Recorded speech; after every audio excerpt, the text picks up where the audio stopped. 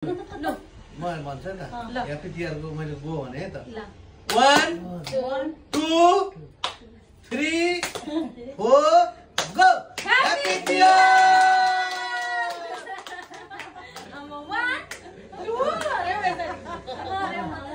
Hello besties welcome to my mini vlog. बिहान चाहिँ घरकै कामले गर्दाखेरि चाहिँ भिडियोहरू लिन पाइनँ। बिहान सबै कामहरू सकेर सबैजनाको भागहरू बनाएर रेडी भएर चाहिँ सुरुमा चाहिँ निनीले बाबालाई पूजा गर्नुभयो, टिका लगाइदिनु भयो। त्यसपछि चाहिँ मैले भाइलाई टिका लगाइदिएँ।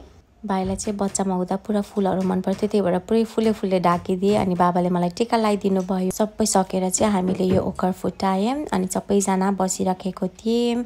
टिका लगाइसक्दा चाहिँ 12:30 नै भएको थियो। अनि सगुन दिएको भाइले त एउटा अन्डा त गम्मै खाइदिएको कि। अनि अजी अजा निनी सबैले टिकाहरू लगाइदिनु भयो। मलाई चाहिँ खुट्टा ढोगेको पुरा मनपर्छ। अनि मैले चाहिँ भाइलाई 2 चोटि खुट्टा ढोग्न लगाएँ। मम्मीले चाहिँ मलाई खै मेरो भाग भन्नुहुँदै थियो। अनि मैले चाहिँ मम्मीलाई जिस्काएर अस्ट्रेलियाबाट ल्याएको सामानहरू सबै फिर्ता ल्याउनु, त्यही दिन्छु भनेर भनेको। अनि पुरा हाँस्नु भएको क्या सबैजना बसेर चाहिँ आफ्नो आफ्नो भागको खाना थाल्यो। खाइसकेर फोटोहरू खिच्दा ओर्दा 2 नै बज्यो।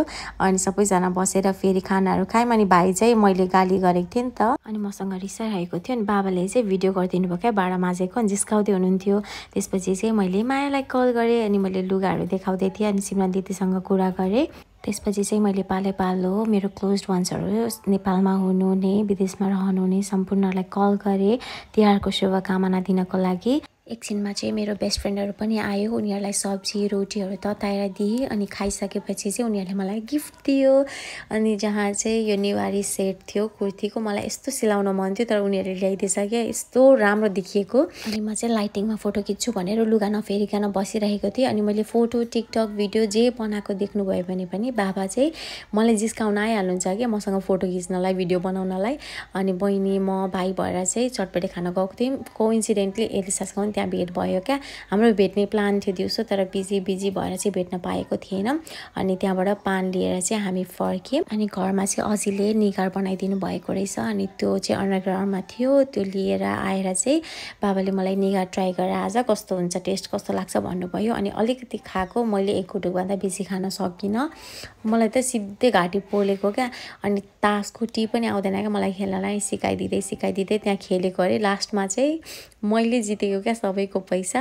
अजा अजी निनी अनि बहिनी चाहिँ टिभी हेर्दै हुनुहुन्थ्यो। अनि सबैलाई मैले फ्लेक्स गरिरहेको थिएँ क्या मैले जितेको पैसा। अनि अजालाई दिएको त अजाले त हात थाप्नु थिएछ, मैले कहाँ दिन्छु हो पैसा भनेर। अनि मैले जिस्काउँदै थिएँ।